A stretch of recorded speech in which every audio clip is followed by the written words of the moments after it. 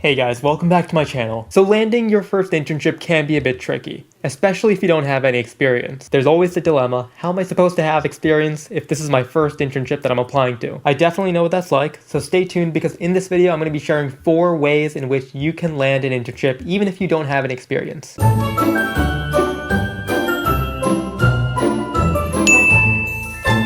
I'm Eesen, a proud graduate of the University of Southern California. I work as a consultant full-time, but in my part-time, I mentor students and I help them land jobs and internships. Before I jump right into it, I would really appreciate it if you could smash that like button for me and also hit the subscribe button because I do post videos every single week. So with that, here's topic number 1, join a club. You're probably wondering, how is joining a club supposed to get me any kind of experience? And you'd be surprised because some college clubs have access to all kinds of organizations, and this is a great way for you to build on your experience outside of the classroom. For example, one of my majors was accounting, and I joined a club called VITA, Volunteer Income Tax Assistance, and we helped low-income families in LA do their taxes. By joining VITA, I gained volunteer experience because I was helping low-income families do their taxes for free. I gained practical experience because I was helping people do their taxes, so that helped supplement my accounting degree.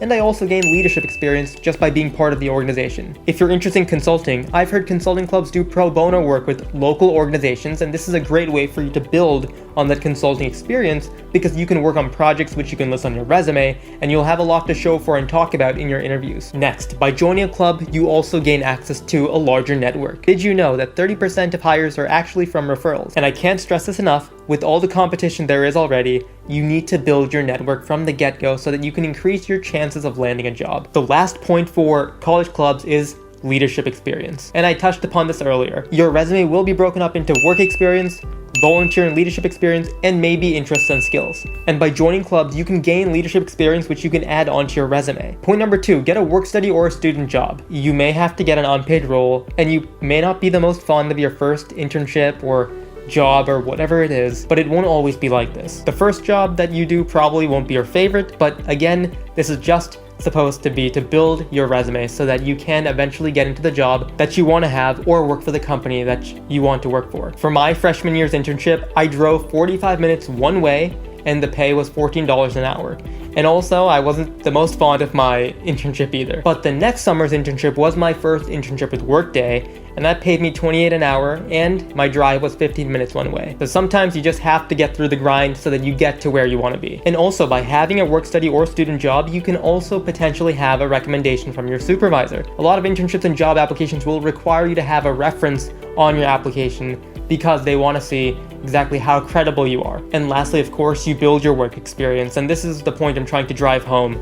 You will need to initially do something to build up your resume, so just get started with whatever you can get your hands on. Point number 3, build your brand. So this is something that's been even more important recently because of COVID. A lot of people are having to do their interviews virtually. They have to rely on their network and they have to stand out amongst the crowd, and it's a lot harder to do so. So number 1, start a side hustle. By engaging in some kind of project that you can work on, whether it's a passion project or something you're working on with some classmates or some friends, you'll have something to show for. And you may even be able to talk about this in your interviews. For example, you might be able to make a website. And it's not like it has to be a huge, massive success. A lot of times, just by starting something, you learn a lot of things as a result of the experience itself. My YouTube channel is a really good example of this. I had no knowledge of Photoshop or Premiere Pro, and I had close to little knowledge on SEO. And the past 2 months have helped me develop these skills. Point number 2, you could potentially create a portfolio of the projects you've worked on. For example, you could have a website. Some of my friends and mentees have experimented with Google Drive links,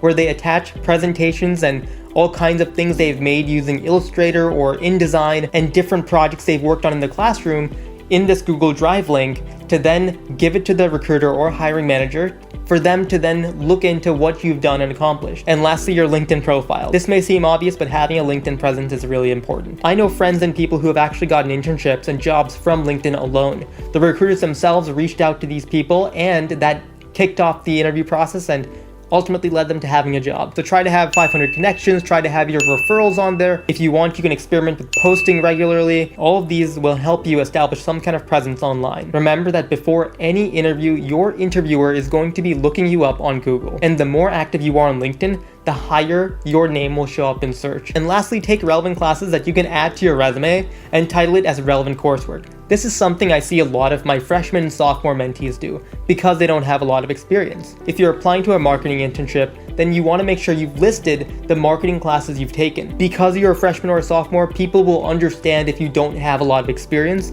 so showing the relevant classes you've taken on your resume is a good way to show some kind of credibility. If you're a junior or a senior, I would hope that you have enough experience that you don't need to talk about your relevant coursework, but I would take this on a case-by-case basis. If you're someone that feels that the coursework will make you stand out more, then keep it on there. If not, I'd leave it out. So these are the 4 things I recommend you do if you're trying to land your first internship, and that too, if you don't have any prior experience. Feel free to let me know in the comment section below your thoughts, and also let me know if you have any ideas or suggestions for future videos for me to make. And with that, I'll talk to you soon.